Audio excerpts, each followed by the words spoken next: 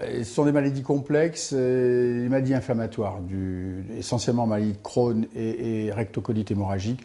Ce sont des maladies d'abord qui touchent assez souvent les gens jeunes, qui sont des maladies qui peuvent être invalidantes, dont le pronostic vital est parfois pour lesquelles le pronostic vital est parfois en jeu. Et bien entendu, au-delà de la maladie organique, il y a une composante psychologique extrêmement importante. Il est vraiment fondamental et essentiel de rassurer les patients et de nouer une relation tout à fait de confiance avec ces patients. Déjà, je pense que c'est un des éléments du traitement à terme.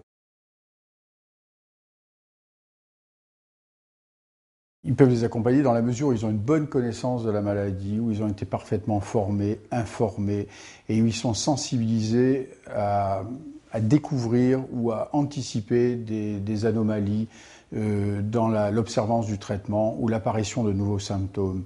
Il est extrêmement important de bien savoir comment fonctionne cette maladie et de savoir quels sont les sujets à observer, quels sont les détails qu'il est important de connaître pour pouvoir renseigner le médecin ou pour pouvoir renseigner l'équipe qui a confié le patient pour, par exemple, une nutrition entérale, complémentaire ou parentérale dans certains cas.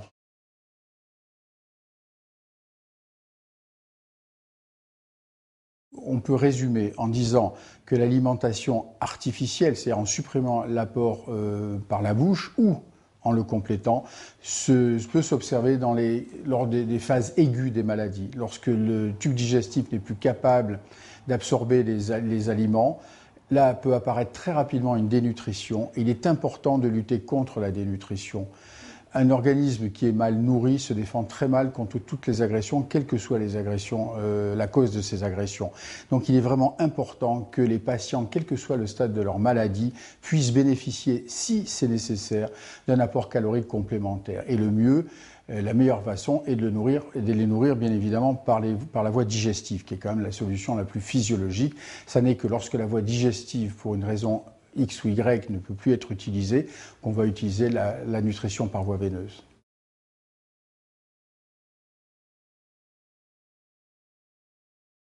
C'est un partenariat qui nous semble particulièrement intéressant. Moi, à titre personnel, puisque je me suis beaucoup occupé de maladies de Crohn et rectocolite hémorragique pendant ma vie de chirurgien digestif, j'en ai opéré beaucoup. J'ai eu la chance de passer dans des services qui étaient vraiment spécialisés dans ces maladies. Donc, il est évident qu'à titre personnel, je suis heureux de pouvoir continuer à apporter quelque chose à ces gens, à ces patients, à ces jeunes patients souvent.